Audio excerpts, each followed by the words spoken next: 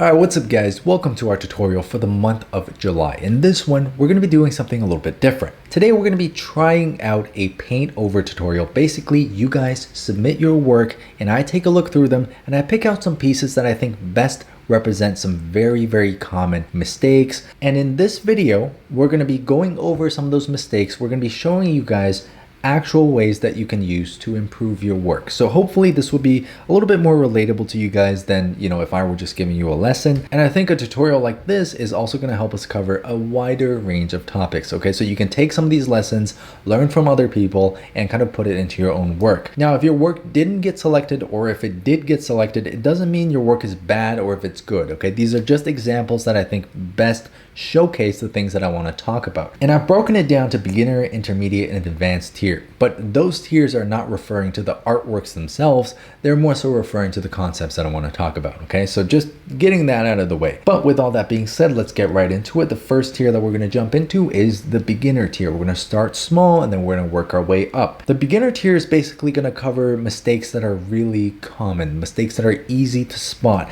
and are also easy to fix. So these examples are probably going to go by pretty quickly. I'm going to try to explain why we're making the adjustments that we're making so that you guys understand the reasoning and the logic. That way it'll probably stick with you longer and you can probably absorb it better. So here is going to be our first example. Now, the first couple examples, we're going to be talking about facial proportions. Okay, some of the basic rules that you want to keep in mind as you're drawing your characters. Now, if you've just started drawing not too long ago, you're probably not going to be super familiar with this, so I'm going to try to outline this as simply as possible. But when you're looking at someone's eyes, doesn't matter how stylized your character is, okay? If you want them to be readable, you want them to be relatable, you want their expression to make sense, then the eyes should be about 3 equal lengths apart. In this case, the middle section is way too short. You can try to look at yourself in the mirror, okay? The space in between your eyes usually is about the length of one of your eyes. So in this case, we want to shrink the eyes just a little bit. I'm going to just take this painting here and I'm going to first do a little bit of liquefying. Okay, I'm going to bring the side of the face in a bit too, because if you look at someone from the front, the face is not a triangle. It doesn't go out like this. It's a vertical drop here and then it tapers down here. So I'm going to use my liquefy tool, push this in, okay, push that in a bit, and I'm going to push the inner corner of the eye back out a bit. Okay, it's going to look a little bit goofy as we're doing this because we're kind of compressing the iris, but just bear with me here for a second. We're trying to find the right proportions first. I'm going to move the chin in accordingly because, if we're shrinking the face, the center line might change a bit. So there you go. That's something we can work with here. Now I'm going to take the skin tone. I'm going to just push this eyelid out a little bit more. Okay, and we're going to take this dark color for the lashes and outline this curve here. It's going to lead down in the center to the inner corner of the eyes. Now the outside of the eyes, you can see this is almost like a 90-degree angle, and usually most people's eyes don't come down in a 90-degree angle like that, even if you're stylizing your characters. So we're going to just soften that angle a bit, right? We can still follow the same trajectory here, but we're just going to soften that angle a bit because, if you have that sharp angle there, your eyes might jump to that. It creates a tension point that usually isn't supposed to be there. So now we're going to take the darker color for the irises. I'm just going to fix up the shape, make sure they're nice and round. Again, I'm not trying to fix the way your character looks, right? I would still want it to look like your character, but I just want the anatomy, the general structure of the face to make a little bit more sense. So I'm going to take this lighter brown color, use my round brush. I'm going to add a little bit more brightness here surrounding the pupil in the eye.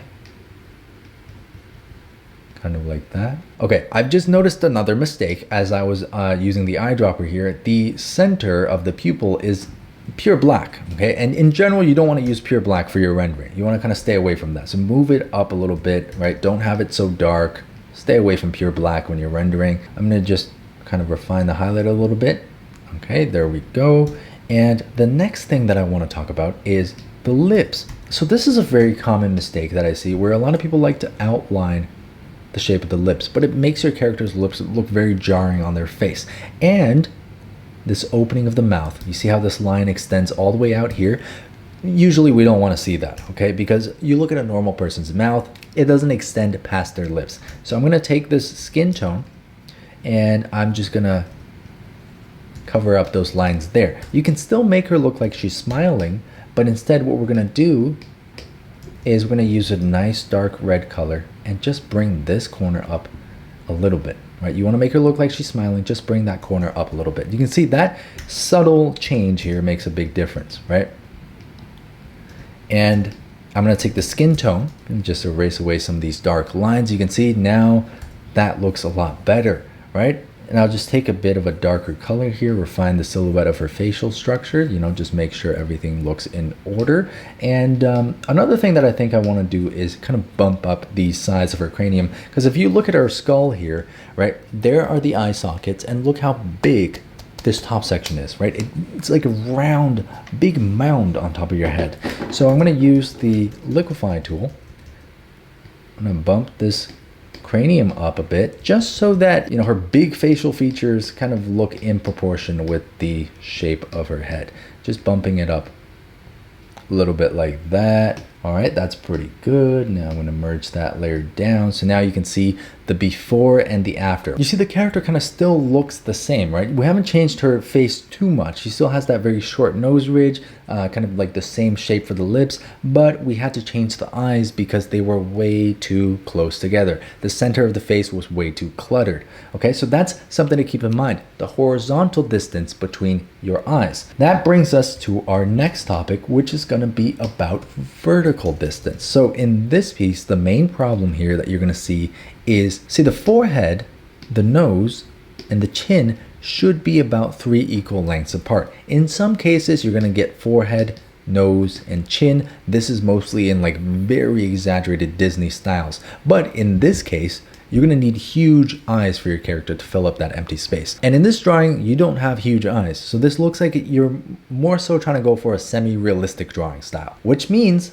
that this proportion for the big nose, small forehead, small mouth is not really working. Okay, your character's looking a little bit off. So what we're going to do is we're going to take our liquefy tool. This is going to be a very, very fast fix because you have your rendering down perfect and everything else looks good. I'm just going to bring the far eye down a bit in perspective, and then I'm going to take this nose ridge and move it up, and I'm going to move the mouth up accordingly as well. I want to make sure that the forehead, the nose, and the mouth / the chin, these 3 sections are about equal lengths on the face. So now I'm going to move the jawline upwards because all the facial features have shifted up. I'm going to take that and before, after. So you see the difference there, right? So the original, something looked off about the face, but in this piece right here, you see the character looks a little bit more natural. Now, of course, granted, there are people with all kinds of different facial proportions, but this thirds rule is something that you generally want to keep in mind. All right, so this is a good one. This is something that I see a lot of, especially when it comes to drawing profile views for beginners. So look at the skull here, okay? Look at the profile view of the skull. Here's the chin, right? And right down here, this hole right here, that's where the neck is going to connect, like this, okay? Look at how the back of the head doesn't extend too far out and the front of the face doesn't pull too far out either. Now you look at me, look at my profile view, right? My face isn't coming forward too much. In this case, I forgot what his name is, but his face is coming way too far forward. So what we can do to fix this is we can take the entire face and just move it back a little bit like that, right? Just move it back in here, kind of like that. And there you go. Now your character looks pretty good. You can do that, or another way to do this is with the liquefy tool. So just taking the face right here, pushing the whole face back. Okay, I'm going to try to maintain the same proportions of the face.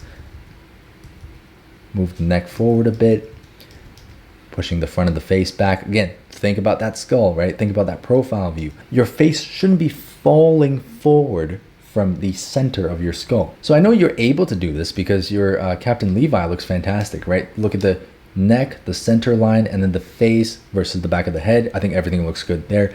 But in this guy's case, you know, we just need a little bit more of that push backwards. Okay, so there you go. There's before, after, before, after, before, after, right? So you see what I'm talking about. It looks like his face is almost extended out too far. And that's why when you're drawing profile views or front views, you really got to keep in mind the proportions of your character, you know, the anatomical structure, because there are some things you can't be pushed too far in terms of stylization. You know, the moment you make them look like this, the moment you extend that face out, they start looking a little bit awkward, right? Push it back a little bit and you see that's absolutely beautiful. So again, very simple. This solution takes you about like 5 seconds to do, but it makes a huge difference. So next piece that I want to talk about has to do with perspective, and we're going to be talking about kind of basic perspective here. Now, this is a great piece. This is a very dynamic piece. You have your character in a cool pose. He's falling. You can see the buildings in the background, and I love the visual effects here. But something that you can do to refine this even more is to find your perspective and stick to it. Now, in this case, what we're getting is a 1-point perspective. That means there is a single vanishing point. What a vanishing point is if you trace these lines, let's trace this outline of this building and take another outline and just trace the angle of this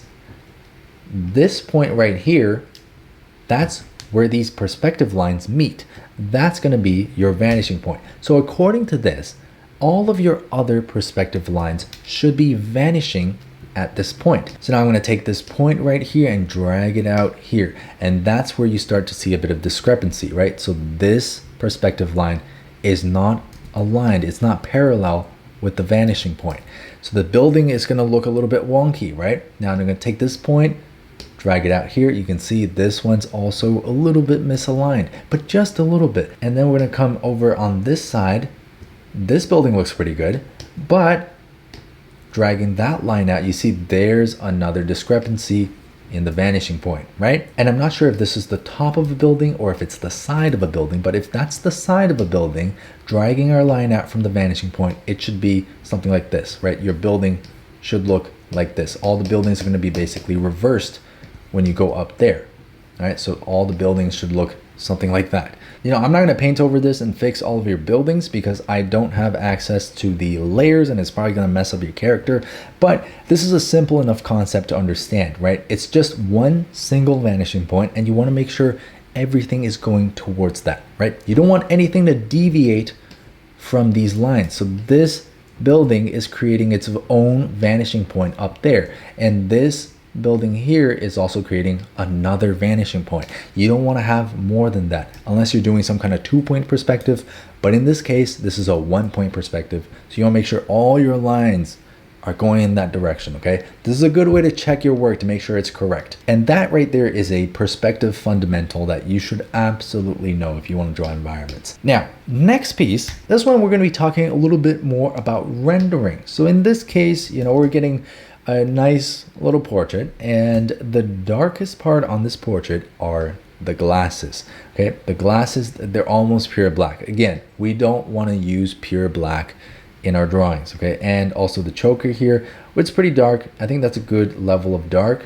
You know, this here is a good level of dark, but as you get to some of these areas here, you're touching on pure black, right? Like that right there. We want to stay away from that. But aside from that, what I want to talk about in this portrait is your value range. Now, the glasses are so dark, right? And this darkness is not present on any other part of the painting. And that's what makes this look really jarring. So here's a great tip. If you're rendering your characters, remember to steal your own colors. Use your eyedropper tool and steal your own colors and bring them to other parts of the drawing. I'm going to take that dark color and I'm going to put it into some of these areas where you're going to get ambient occlusion, meaning where there's a lack of light. So for example, this ridge right under the beanie, you know, we might get a little bit of that lack of light there, just like that. I'm going to take some of this dark color and I'm going to come back here. You see there's going to be a bit of ambient occlusion where the hair is behind the ear. You might even get some of that right here in this corner, and maybe a little bit on the other side as well. And if you're going to add such a dark color, you might as well add a little bit of it onto the choker at the bottom here. Again, you're bringing your own darkest color, your darkest value into the rest of the drawing, just so there's a little bit more consistency, right? There's a little bit more harmony in this piece. I'm going to take this dark color, maybe we can add some of it, some more shadows, some stranding there. Maybe add a little bit more of a darker shadow there. But as you can see, what we're doing is we're spreading and we're distributing this dark color around the portrait. Now my rendering here is not perfect because, you know, we're going about it pretty fast, but what this concept does, what stealing your own colors, spreading it out throughout the painting, what it does is it ties the whole piece together. Especially if you're a beginner and you're just starting rendering, you want to remember this tip, okay? Steal your own colors and move them throughout the painting. If you're adding a dark value here, don't just keep it there. This now becomes the benchmark. This now becomes your darkest value. And in other areas where there's ambient occlusion, where there's a lot of darkness, you should be able to find some of that value as well. And you know, if you have more time, you know, you can go in and with a little bit more of a refined rendering, you know, you can add even more kind of shading, you know, effects and all that. But of course, we don't have time for that. But I just want to showcase this here, right? Bring your colors into the rest of the painting and add that level of harmony. It's gonna help you a lot. So you see there's the before, the after, before, after, before, after. Big difference there. Now this whole piece kind of came together. And speaking of rendering, that brings us on to our next example. This is a case of not enough confidence with your shadows. So the easiest way to go about this is to start a new layer, set it to multiply, right? And we're gonna just pick a kind of a middle of the range, grayish, muted color. And what I'm gonna do is I'm gonna turn off my pressure opacity and just show you how far you can push this. So in a case like this, the best way to tackle this is to just start a new layer, set it to multiply, okay? That's gonna allow us to set down a really simple and easy shadow. Now we're gonna pick a neutral kind of color. You can select whichever hue you want. It's just gonna create a different look for the shadow. So if you select a teal, it's going to give you a cooler shadow. If you select a red, it's going to give you a warmer shadow.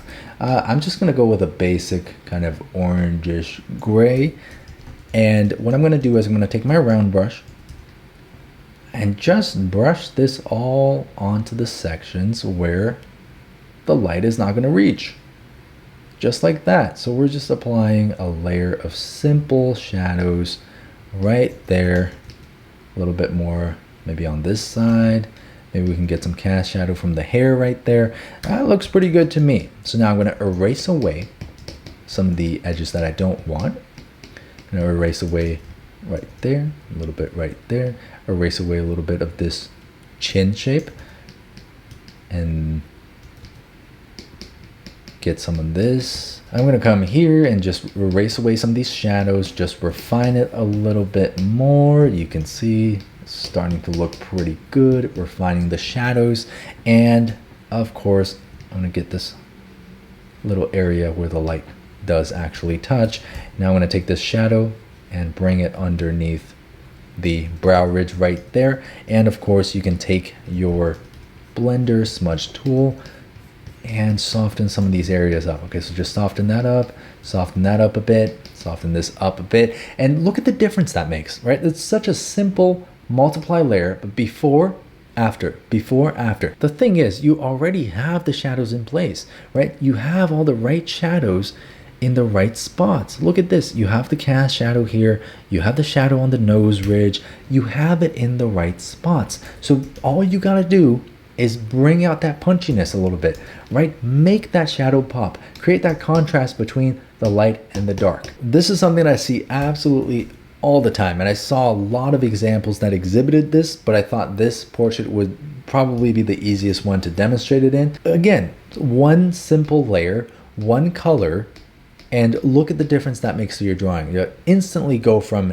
a very simple, plain looking portrait to something that has so much more visual interest, right? So keep that in mind, especially if you're just starting out with your rendering, you know, and you find that your colors are looking a little bit flat. This might be the reason why. You might not have enough contrast between your light and your dark. Just gonna merge that down.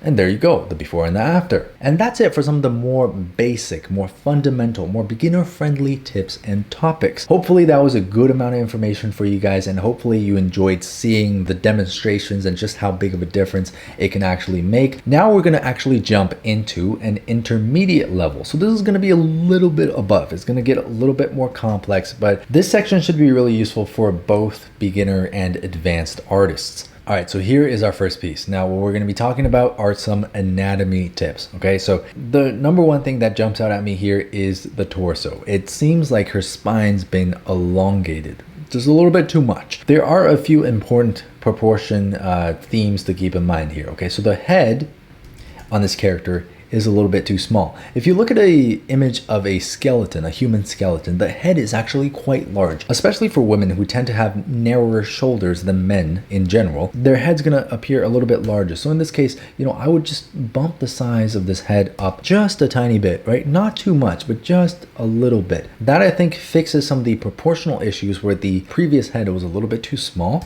And similarly, the hands here are also too small. If you hold up your hand next to your face, look how big your hand is. It covers your entire face almost. So in this case, this hand almost looks like it's, like belongs to somebody who should be a lot smaller. So we're just gonna take this, gonna bring the size up a little bit, right? Just some basic proportional things.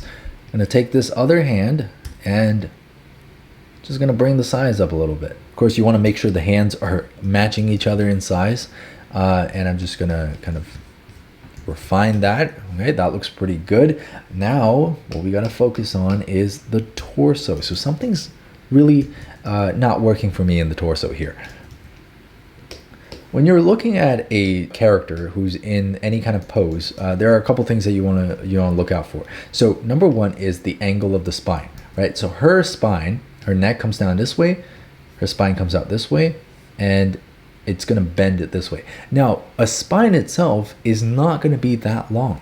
Usually what you're going to find is there's going to be a rib cage, and then just right under it, there's going to be a bowl, which is the pelvis, right? The spine's right there. Here are your shoulder blades right here, and that's the neck, and there's going to be your head. So this spine is not going to be extending out like this, and you're not going to be contorting it like all over the place like that. That's not going to happen. If we draw the same thing here, now, there's going to be her rib cage, right? That's her rib cage, and that's the spine. The pelvis should be moved up a little bit higher. Either that, or if you want the pelvis to be like down here, then her spine has to be straighter. She can't be like twisting and have such a long spine. So there's a couple ways that you can go about editing this piece. Number one is you could bring this angle up. You can move the hip up a little bit so that it's closer to the top of the torso. And again, just shrink everything from the bottom of the rib cage onwards. Just shrink everything upwards and see the before and the after. Now your character's body looks a lot more in proportion, right? So something like that, you just shrink it upwards. Or if you don't want to do that, you can also kind of keep the same length here, but just straighten out her pose so that it's not as, maybe twisted. Instead, it'll be a little bit straighter, but then it'll make more sense to see that, her spine is so long. So maybe something like that, right? Just a straighter pose where the hip isn't contorted like that. But if you do want to make the hip all contorted, then you definitely would want to shorten the length of her torso. So just bring everything up. Also lengthen the thigh here, bring everything back up. Now you can see the rib cage is right in here. The pelvis is going to be right in here. The rib cage and the pelvis are closer together, and this contortion now all of a sudden now it makes sense. It makes a lot more sense in terms of human anatomy. And in the process, I might have squished her leg a little bit with the liquefy, so we're just going to try to bring that back out. I'm going to try to keep all the same features on her body, but I just want to make sure that the proportions are right, because this part, see this part right here, this is coming out way too far down. So kind of like that, right? So now your character is anatomically sound. There's pelvis right there. These are the joints. This is the rib cage, and that's the twisting of the spine. It goes back up. You can see that's the right size for her head. So that's something to keep in mind, right? Just you want to understand the human anatomy, how it's built, and a good way to study this is by looking at some skeletons, like finding some skeleton references, finding some muscle references, and also just measuring things out. Measure out how big the body is in comparison to the legs, measure out how big the head is in comparison to the rib cage, right? Once you have a good reference for these things, you're going to be able to spot these mistakes in your drawings a lot more easily. Next piece that I want to do is this has more to do with rendering. Okay, so this character is being lit by a very powerful rim light from the back. And how can you tell? Well, you see this very bright rim here, and this color is almost pure white. Actually, I think it is pure white right there. So what that's telling me is there's a very strong rim light in this lighting scenario, and you're even getting a bit of blooming in terms of light. So it's got to be really bright, and it's coming from the back. The problem here is this hair is in its own world in terms of its lighting scenario. Now, unless the hair is glowing, it shouldn't be this bright. It shouldn't look like this. A really easy way to go about fixing this is take a multiply layer. Again, we're going to use our round brush, and we're going to add in the shadows that are consistent with this lighting scenario. So that means this entire hair piece, just a little bit of the face too, all of this should be in shadow. Your hair should not be glowing if the light's coming from behind the character. So just like that, right? And now you can take your eraser, you can kind of work away at some of these highlight shapes. Again, going back in with your multiply, you can still create some of these subtle highlights on the hair, just like that, right? Just nothing too bright, because the moment you add in a really, really bright light for the hair, it looks as though it's being lit from here, the front, instead of the back. So this consistency in terms of lighting is going to come up a lot throughout this tutorial. And, it's just something that I see that's really common. People tend to forget that there's one light source and everything in the scene should be consistent with that one light source. And that's totally understandable, because lighting is something that's really tough to wrap your head around. So here we're going to add some more, hair strands to define the silhouette a bit. Maybe add in some bright lashes there. Again, just refining this rim light a little bit. You want to make sure that it really, really reads as rim light. And here maybe some of the light is going to shine through the fur. Again, this is very rough, but you kind of get the idea here. All right, so now this lighting scenario is a lot more powerful, right? It's a lot stronger, a lot more consistent. Now, I think maybe some of these areas are a little bit too dark, so I'm going to just brighten it up just a tad, because she does have really, really bright hair, but I think that looks really good. Now, this is what I would do differently with a piece like this, right? I would not want to have two entirely different light sources for a single character. It's just going to look very, very awkward unless you also bring this bright light onto the rest of her face, and really lighten that up. And also right here, if you're having a light source that comes from this direction, you got to make sure it applies to everything in the painting. So there you go, there's that. The next piece we're going to talk about is this one right here, and we're going to be focusing on highlights. Okay, so I love that you included a reference image here so I can really see where you got the inspiration for the drawing. So I think your rendering is very strong. You've got great colors in here, really good placement of the lights and the shadows. But if there's one thing that jumps out at me, of course, it's the highlights. Now, the highlights on her face here, the reason this occurs is because our skin is oily, so to a certain extent, it's going to be kind of reflective. Now, look at this highlight. It's very bright, okay? It's very, very bright. So we're going to take a kind of yellowish color. We're going to move this color up a bit, and I want to just use a small, sharp brush and apply these highlights exactly where I see them. They don't have to be perfect in terms of their shape, but you just want to get them in the right locations, and it will really add a new level of texture and detail to your drawings. So here, another bit of that highlight on the cheek right there, just like that. I'm going to take more of this color and add a bit of that highlight onto the lip, a little bit on the lower lip right there as well, and some highlight on the chin. Now that brighter color is also going to show itself a little bit right here on the forehead,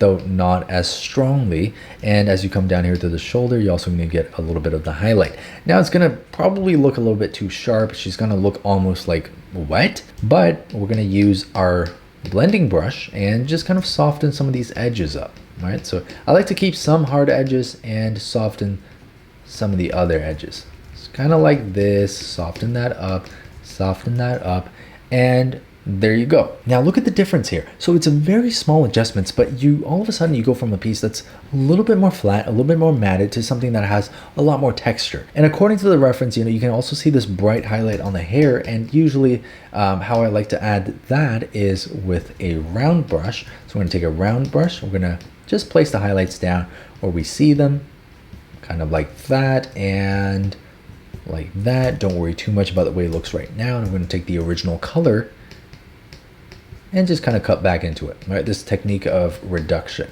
I'm gonna cut back into these highlights just like that, boom, and there you go, right? There's some highlights on the hair. So very, very simple, small adjustments that you can make here that'll really bring your character to a different level of rendering. And that is our quick Paintover lesson on highlights. Okay, highlights are a really, really important part of your portrait drawings. Now, the highlights don't necessarily have to be the same color as your skin. All right, this is something that I want to add. It could be a different color. It could be blue. If your skin is orange, maybe a blue would look a little bit more punchy. So I'm just going to demonstrate right here. You see, like you can add a blue right there. You can add a blue right there. If there is some kind of blue in the light source, you can very well add this blue color and it would still work, right? You can see the highlights would still work. So if you add that blue in there, this really gives your portrait a new level of depth. And again, this kind of goes into stylization.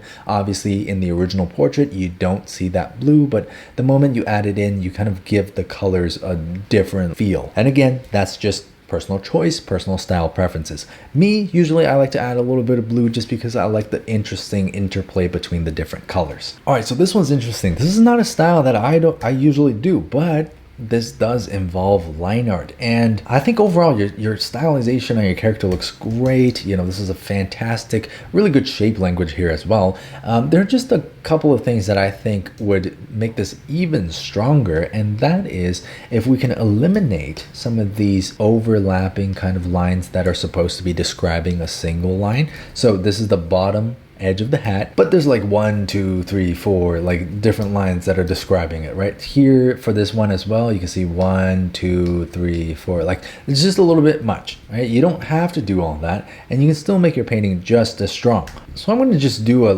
very, very quick example here. We're going to just erase away some. You have very strong shapes in terms of the hair, but I think the problem is some of these lines are a bit wobbly. They seem a little bit uncertain. So I'm gonna take my line art brush here. I'm gonna kind of just mimic the shapes that you've put down. You wanna generally have bolder, stronger, simpler brush strokes. Now here you can see there's a lot of lines going on in here. You don't necessarily need all that. It's okay to have a couple of repeating lines, but you wanna make sure that when you're drawing line art, it's clear, it's readable, and there's like not too much information that's not necessarily required. So here we're going to take one strong, powerful line to describe the bottom of the hat, just like that, and right there. Going to get it one strong line there, and then we can get rid of some of these scratchy lines. So you kind of see what I mean though, right? Especially at the back here, you can also see there's a lot of wobbliness. Things don't really connect.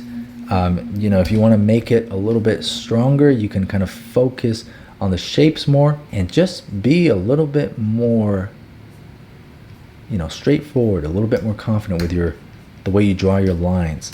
So here, just be a little bit more confident in your shapes and your lines, right? And up here, you can see on the silhouette of the hat too, maybe a couple of different lines here can really sell that shape as well. You don't necessarily need to do a lot of scratchy stuff like that. But if you do want to do that, you can also kind of use that as an element that doesn't necessarily detract from what you've already put down. You can turn on your pressure opacity, use some thinner lines, and make it look almost like messy, as though you were doing like a planning sketch, as though this is kind of, like a rough style that you're really laying down these structural lines and stuff like that. You can kind of incorporate that into your style, of course, but in general, we want to avoid things like this, right? These breakages in the lines that don't necessarily need to happen, that don't really add too much to your line art. But yeah, just a simple, quick lesson on line art. I know I don't personally do a lot of line art, but there are definitely some fundamentals in terms of line art that should be kept in mind as you draw your characters. All right, so moving on. This is a really fun one. So the problem here is, again, not enough confidence in terms of the way you're applying your lighting to your character. So what we got here is a very interesting lighting scenario. We have red and a cool muted blue, and they should be casting kind of a rim light on the character. And I see that you've added the red on this side and the blue on this side.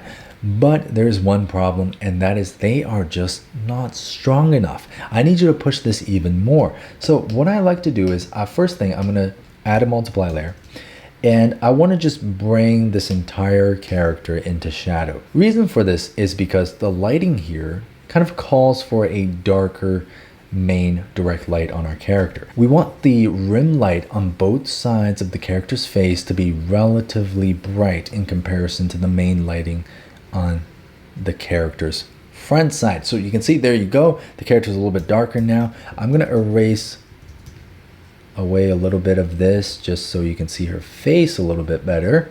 Maybe a little bit here, as though there's like a front soft ambient light. So kind of like that. Okay, so now she's a lot darker, and I'm gonna take these colors on the side, start a new layer. This is gonna be a hard light layer. Hard light layers work really well when there's a light source casting a light onto your character. Now for the red, I'm gonna pick something that's about in the middle here and relatively bright. Now I'm gonna take my brush, my detail brush, and we're gonna just follow these side plane shapes on the side of her head. Gonna add that light right there. You're gonna get this rim light on the back of the ear, and this is probably the most important part. It's gonna hit the side of the face, but it's not gonna look like this. Okay, rim light is never just a rim. It's gonna capture the shape of whatever subject that you're drawing. So in this case, the face has a side plane and a front plane, right? It's got a side plane and a front plane, and that rim light, some of it is going to catch the side plane of the face. So you're gonna get a red rim just like that, right? It's not a thin line wrapping around the side of the face. It actually captures the plane, kind of like that, right? Now, you've already added that rim light on the side of the neck, which is great, but you need to make it stronger, just a little bit stronger, right? So I'm gonna get that nice vibrant red there, making this stronger, making it more powerful, and get some of that on the top of the clothing there. And there you go. I mean, I think that looks pretty good. That looks pretty solid. Now for the other side. So we're gonna take this cool blue color, okay, and we're gonna apply the exact same logic here. Now you've done a little bit of this already, which is great, but again, just you need to push it a little bit more, right? Make it even more dramatic, make it more dynamic. So get that blue onto this side of the face, and remember what we talked about. This blue should probably catch the side plane of the head. Right there, there's your temple region, that's the side plane. It's facing this side right here, so it's gonna catch that blue light. Right here on the side of the neck, you see there's a bit of a blue rim right there, just like what we did on the other side. And I like the shape of the eyes here. It kind of reminds me of Ramon's work. But you know, if you want to go even more in depth, what you could do is bring some of that light onto the face of the character. So here, maybe a little bit of that light is actually going to hit the tip of her nose, right? Maybe we can have an even more powerful rim light right there on the side of her face, just like that. Maybe some of it will reach her clothing here. Maybe it'll hit a little bit more of her arm.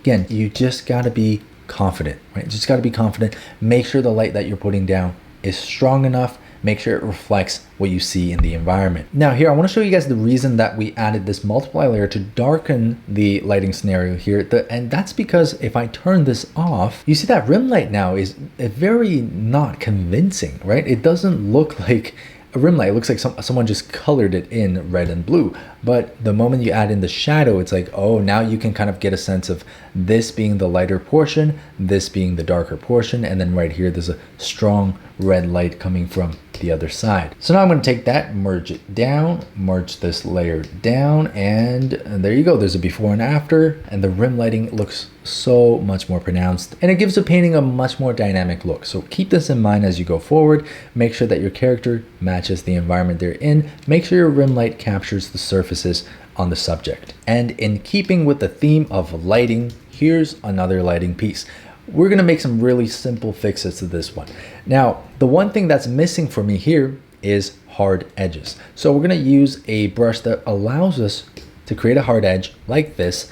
And I want to apply these hard edges where they would normally occur. So here you see the forehead is a soft transition. So this soft edge between shadow and light, that's fine. I'm going to leave that there. In fact, I'm going to probably blend out some of my colors here as well. As you come down to the nose though, this should be a hard edge. This light right here that's facing our light source, this should be a hard edge. Now, we're probably going to get a bit of a hard edge here as well. And then as we get onto the other side of the face, this should be a solid hard edge. And then on the chin, just like that. Now I want to soften this edge here because the chin's usually rounded, so it's going to be soft there. But as you get down to the neck as well, this cast shadow should have a hard edge, right? You don't want to blend out everything that you see. Now I'm going to take my smudge tool and just blend out this area here because that is a soft transition on the shape of the neck. But you see what I'm doing here is essentially I'm sharpening up some of these transitional points, some of these transitional elements. You see, it's a very small adjustment, but it makes a huge difference in terms of the clarity of your drawing, right? So remember to keep your hard edges. Depending on the lighting scenario, I could probably add a hard edge here as well. And the reason that, for example, areas like this, that's going to be a hard edge, is because when the lighting hits the character, you see this chin blocks the light. So this chin casts this shadow right here. Now this chin is very close to the surface where it is casting this shadow on. The closer that object is to the surface where it casts the shadow, the harder the edge of that shadow is going to be. If you have a sphere and you have a surface all the way in the distance and you shine a light on that sphere, even if that sphere casts a shadow on whatever surface it is in the distance, that shadow is going to have a soft edge. That's just a general rule to keep in mind. The closer your object to its cast shadow, the harder the edge of that cast shadow. And of course, it also depends on light source, right? The stronger your light source, the more likely you are to have hard edged shadows. So this is just something to remember. You want to keep your hard edges. You want to make sure that you're following the light source and understanding which areas should be hard, which areas should be soft. All right, so that about does it for our intermediate section. Now, these are some of the issues that are a little bit more subtle that, you might not necessarily spot unless you're of a higher level in terms of your art. But regardless, a lot of these fixes are still going to make your paintings and your drawings a lot stronger. So just something to keep in mind, right? If you find yourself doing any of these following things in the intermediate category, maybe you can try to correct it on your own work in the future, right? Now I want to move on to the top category, which is more advanced. This is going to be talking about more like compositions, stylistic preferences, and just things that you don't necessarily need in your painting, but it will make your painting a lot better. So let's jump right in to the first one here. This is a beautiful piece. It's got a great setting, it's got a great environment. I really like this reference that you've used. So what's occurring here is there is a backlighting scenario. That's why there's a rim light. Now if there's backlight, it's probably shining through a lot of atmosphere. So for something like this, what I would do is I would take a nice light color, get a nice round glazing brush, just bring the background up a little bit in terms of its lightness. Reason being, there's a lot of atmosphere, right? There's the light's coming from the back, it's shining through a lot of atmosphere. And also you want to keep in mind the color of your character. So here, this is quite a dark color for the hair of the character, right? So I'm gonna just kind of accentuate this dark color here, but A general rule of thumb is if you have a dark color, you want the background to be lighter. Vice versa too. If you have a light color here, you want the background to be lighter. That way you create contrast between your character and the environment, and from a distance, you're looking at a piece, you can immediately tell what's going on in this piece. You can immediately define the subject of that piece. And this is why it's in a more advanced topic, because not having that doesn't necessarily destroy your painting, right? It's not necessarily a mistake, but it's just something that will make your drawing better. So here what I'm doing is I'm actually darkening the hair, right? And then I'm going to take this color and I'm going to just make it a tiny bit brighter around the character. It's a very subtle change, and most of the time, if you're just looking at the painting, you won't even notice it, right? You won't notice it unless I point it out. But it absolutely makes a difference in terms of the contrast. Still, it's very, very subtle. And here I want to take our attention to the color of the rim light. The rim light coming from the back, I think, should be even brighter. We want to create even more contrast. So I want to make this light really, really bright. Okay, and it's going to kind of follow the form of the hair, just like that. Some of it is going to be caught on the shoulders. Right? Maybe not on the other side because it might be in shadow from the hair, but on this side, definitely some of it is going to be caught on the clothing there. And in terms of the hair is not a completely opaque material. In a rim lighting scenario, I like to stylize a bit. So I like to add a brownish, kind of light orangish color and brush that into the areas where the light meets the dark. So it almost looks as though the light is passing through the strands of hair and it's bringing out some of the colors that you see here. Now I'm going to take this dark color, kind of just go back into it, kind of create a bit of balance there. So something like that, right? You can add the same thing to the top where the light there meets the dark, kind of like that. So you see brown, orange, and white. Now, because this is outdoors, there's sunlight. That's also going to mean there's going to be blue ambient light, right? You're going to get some blue on the planes of the face that are facing upwards towards the sky, because of course the sky is blue, so it's going to be casting a blue light down onto the character. You might get some of that blue on the robes here as well, right? Just like that. Very subtle though. And another thing that I think you did really well is you added this very vibrant red here, where it looks as though the sunlight is passing through the fabric and shining through. And I think that's a really good touch. So this is something that I would like to accentuate, you know, as I'm drawing a character like this. You know, for example, if the clothing is really flowing down here, maybe have it, you know, have a more of a translucent kind of look. Maybe on this side too, this piece right here, maybe you can make it look a little bit more translucent. This way the light kind of plays with the material on the character. It kind of starts to pass through and it just looks so much more dynamic. And now you might be thinking, wow, that looks great. That's a great edit, but we're not done yet. You know, we want to add a bit more of that. You see this dark color here? You want to add some of that darkness throughout the painting. You don't want the robes to be just bright altogether. You know, maybe add a little bit more of that kind of creasing, the shadows, just to bring a little bit more harmony into the colors of the piece, right? So now you have kind of this shadow color distributed across the entire drawing. So there's the before, there's the after before, and the after before, and the after. Okay, maybe a little bit more shadow right here in this section. I feel like that needs a little bit more right there. Okay, that's pretty good. Here's another thing. Because she's outside, we've talked about the ambient light, we've talked about the sunlight, right? The direct light coming from the back, but that direct light is also hitting this field of wheat. And speaking of wheat, I think there should be a little bit more detail here, especially in the foreground. The closer something is to you, the more clearly you can see it, so the more detail there is going to be. If I were you, I would add even more detail in this section. So adding a little bit more of that. Again, I'm going in really, really fast, but you kind of get the idea. Just more detail. I really like this kind of Gaussian blur for the wheat at the front. I would probably keep that and add a little bit more of it. Just some more detail, some more depth in this scene, kind of like that. Next thing, what I was going to talk about before, is this color of the wheat. So when the sunlight hits this field, it's gonna cast this golden light color back up. It's gonna bounce back up. And this is what we call bounce light, right? So we're gonna take a round brush, a glazing round brush. We're gonna take this golden color, all right? And we're just gonna start a new layer. You can choose to use a hard light layer, but I'm gonna try to go with a normal layer and make it a little bit more orange, right? Something like that. So we're gonna place this color on the surfaces facing downwards. These are the surfaces that are gonna be catching a little bit more of that bounce light coming from the ground. So of course, the bottom half of the face, a lot of this is going to be facing downwards. You're going to get some of that on the side plane of the face right there.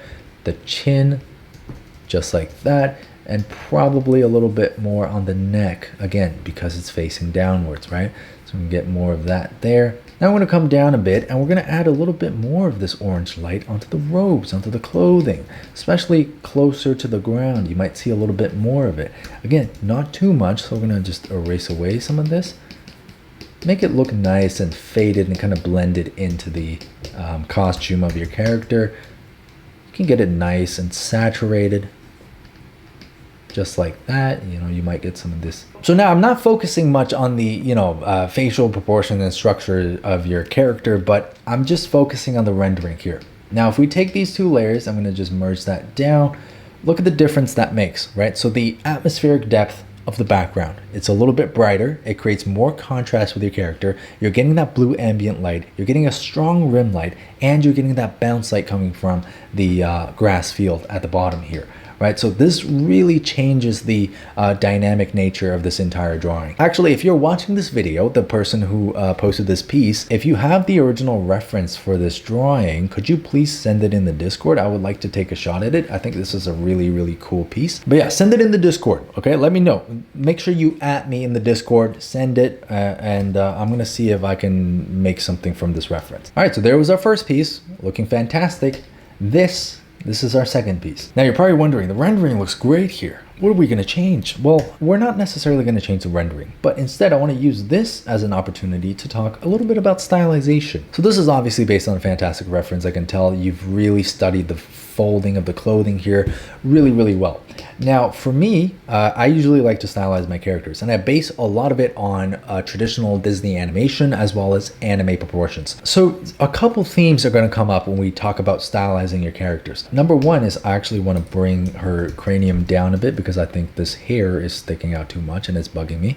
So bear with me here. I'm just going to bring this cranium down, kind of like that. Okay, I think that looks much better, and I'll bring the eyes down a bit to match the proportions here. Much better. Now, I want to talk about the concept of shapes and straights versus curves. So usually when you're drawing a character, you want to be using a lot of shapes that kind of go from big to small, or shapes that have a defined curved edge with a straight edge, right? If there's a jagged edge on one side, contrast it with a straight edge on the other side. This creates really dynamic looking shapes, right? Small, big, right? Small to big. You want to have a curve, have a straight behind it, and that creates really dynamic and powerful shapes. So in this case, some of the areas where I think could benefit from this theory of shape language are, for example, maybe the sleeve here. So you see the sleeve comes down, there's a bit of a wrinkle, right? It kind of curves upwards. Now,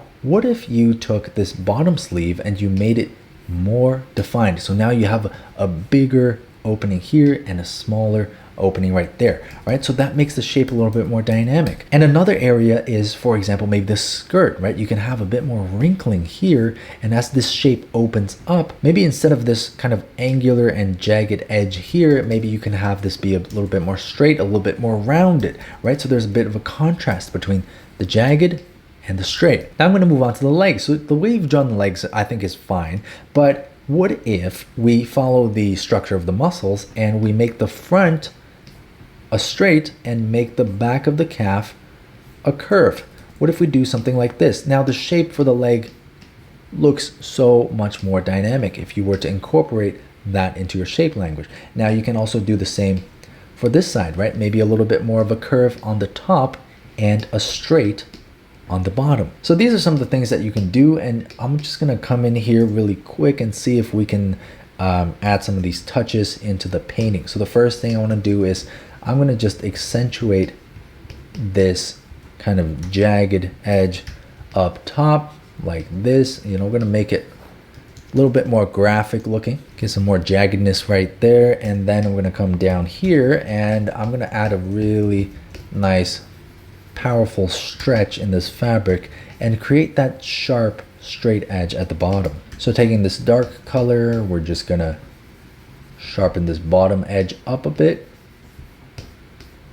kind of like that, right? So now the sleeve, it's not as big, it's probably not accurate to the original drawing or the original reference, sorry, but what you're getting now is a little bit more prominent shape language. So taking that original, looking at that right now, obviously I don't have the reference, so I don't know how the clothing fold is supposed to look, but you know, we can kind of guess. Maybe it'll just come down like this. We're going to keep it really simple like that probably, and we're going to come in to this section here. I want to make the skirt, I'm going to make the rendering here a little bit more jagged, a little bit more defined.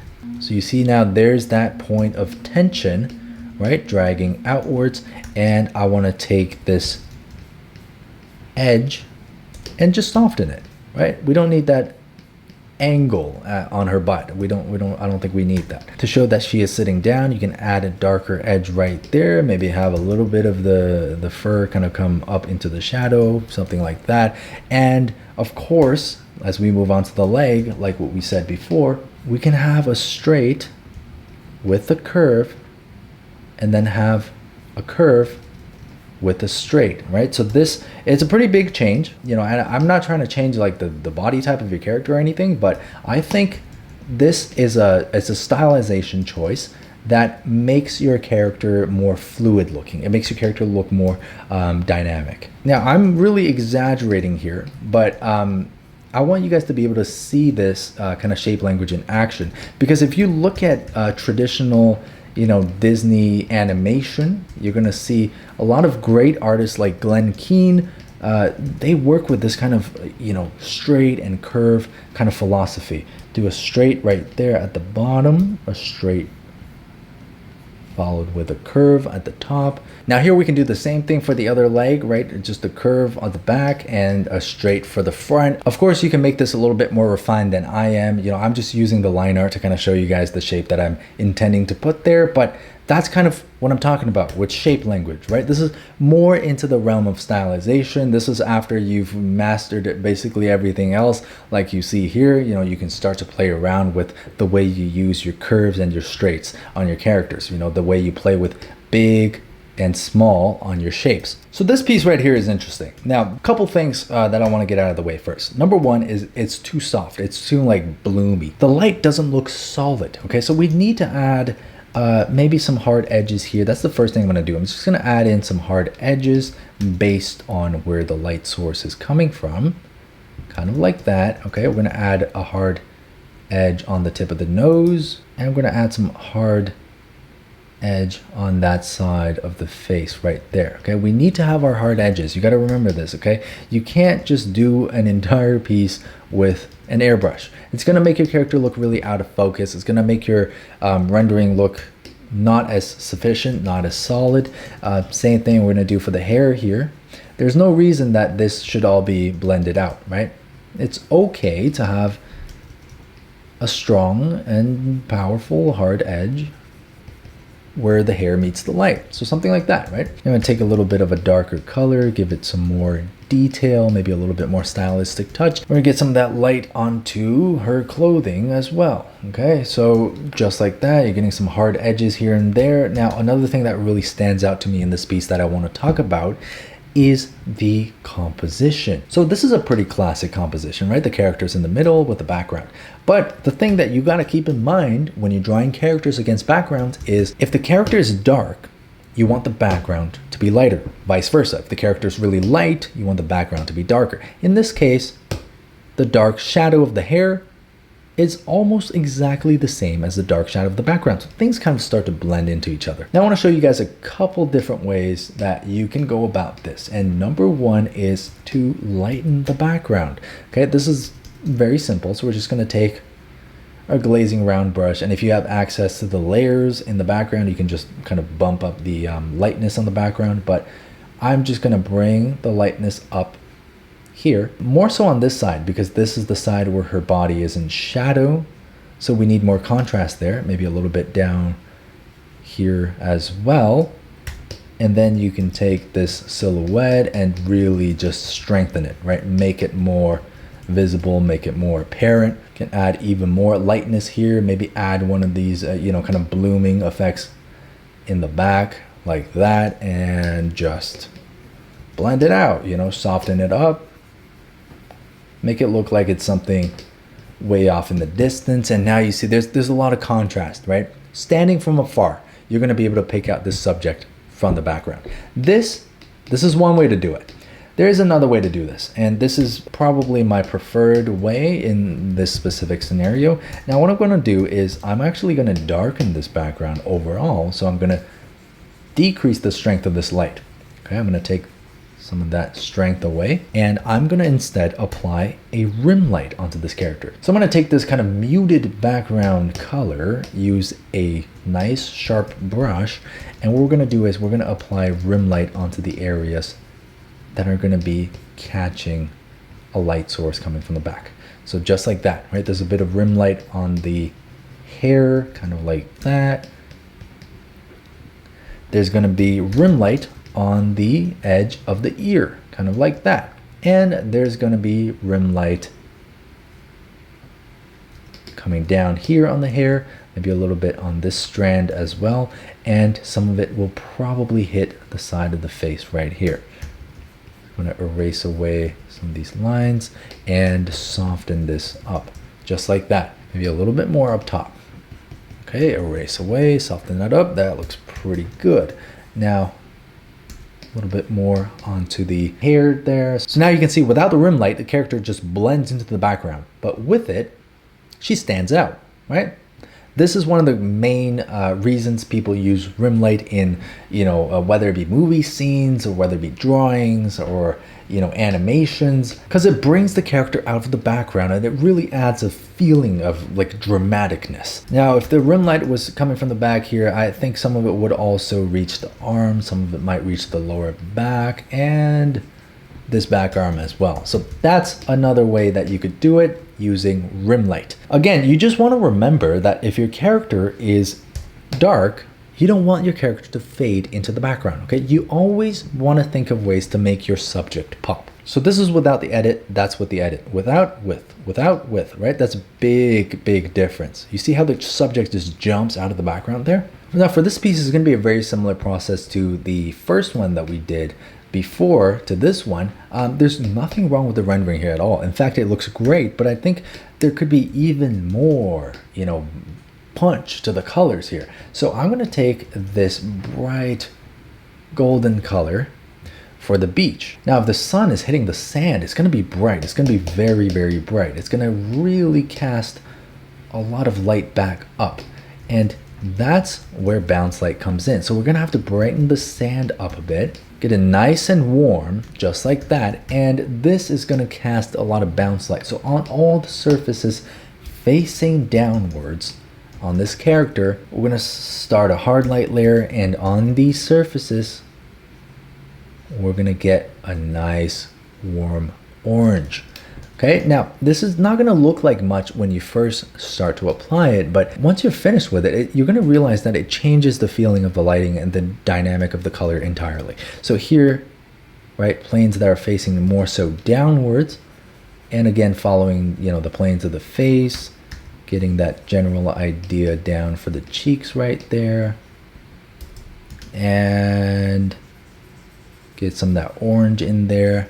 See, that looks pretty good so far. You want to get this nice bright light on all the surfaces that are facing downwards, even if it's in shadow, because bounce light is going to be coming from the ground. It's going to come back up. Get a little bit of that light in there. I'm going to erase this away. And of course, on the front side of her body, you're probably going to get more of an orangish tone because of that light hitting the sand and then coming back up. So on the hands here, maybe a little bit on the arms, right? Might see a lot more of that there, just like that. And It's not that big, not that drastic of a change, like from a distance. Look at how powerful this color scheme becomes. It's much more vibrant, it's much more dynamic, and it really gives your painting a new level of depth in terms of its color, right? So now it seems like the entire scene's being tied together with this kind of bounce light coming from the bottom. Now, on top of this, I think the highlight on the hair is probably a little bit too bright. I would personally just take this brown color and kind of tone that down a bit, because the brighter you make the highlight look on the hair, the more wet it looks. And I don't think you meant to make this look wet because of these flowing strands on the side, right? If you have these flowing strands, the hair is probably not that wet. So I would just tone down these highlights a little bit, right?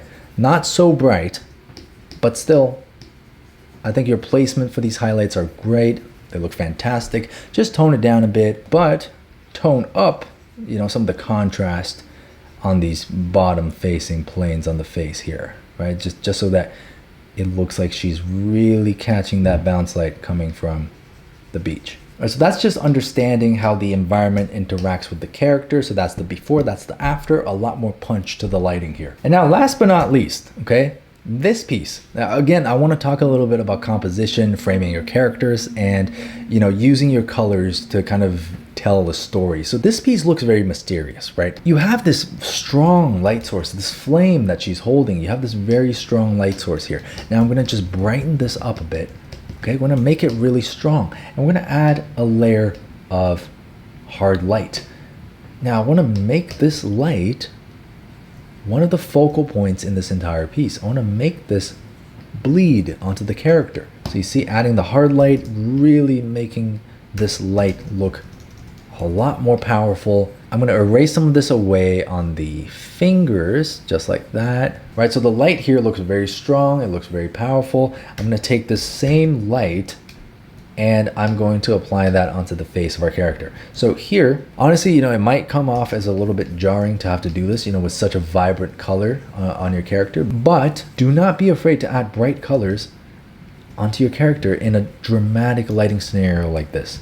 So here I'm adding more of this bright purple color, more of that onto the front side of the face. Again, keeping in mind the various planes of the face and how they interact with each other. So there you go, there's the front plane of the face, maybe a little bit of shadow on the upper lip and a little bit of shadow just beneath the bottom lip there. Now I'm going to blend this out a bit, and of course we want to add this same lighting. If it's visible on the face, it should be on other parts of the body as well. So a little bit here under the neck, we're going to get a bit of it on the shoulder, of course on the hand, the back side of the hand right there, a little bit on the arm, maybe a little bit more on the hair, and perhaps a little bit on the front side of the torso, but very faint as it gets down lower. So I think this looks a lot punchier, right? Now the lighting looks more powerful, it looks more direct, it looks like there's more purpose to it, and I want to make sure that the structure of the face actually makes sense. So here I'm going to just push the shadow up a little bit,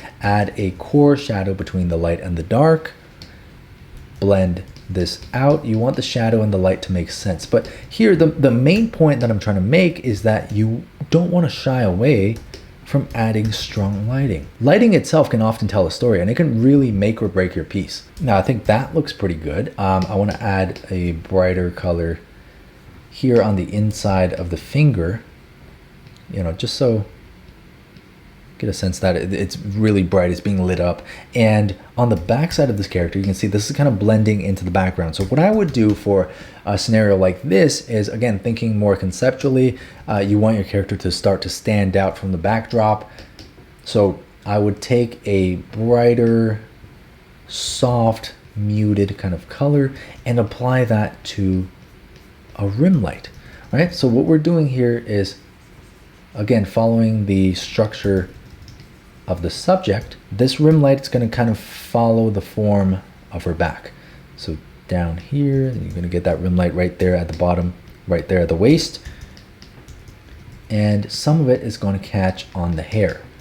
Now, immediately, once we add this rim light, you can see the character starts to pop out of the background, right? Now there seems like there's another light source coming from the back, but it's not as powerful as the one in her hand. And now for the front side of the face, I'm going to add some shadows, because if there's a powerful light source, there will be strong shadows. So just underneath her bangs, we're going to get some more shadows there, maybe some shadows in the nostrils, and some more shadows for the opening of the mouth.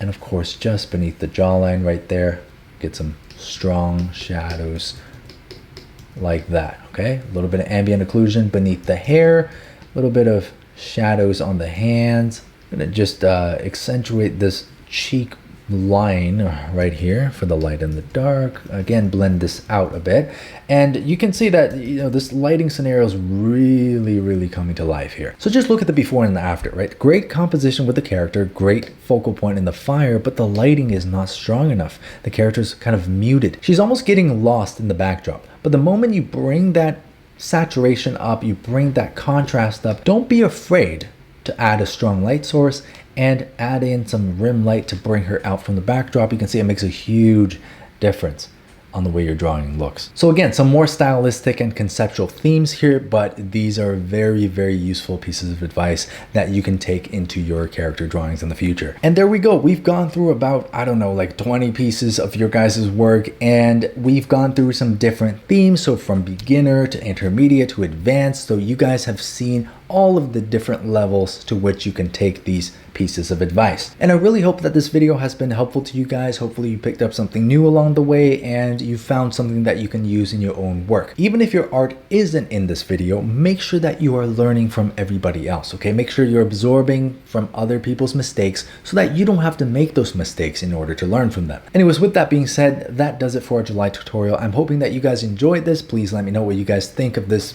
format that we're trying, and let me know if it's helpful to you. Put it down in the comments. I'll take a look at it. And with that being said, thank you so much for your support here on Patreon. I truly appreciate you very much. And I'll see you guys on the next video.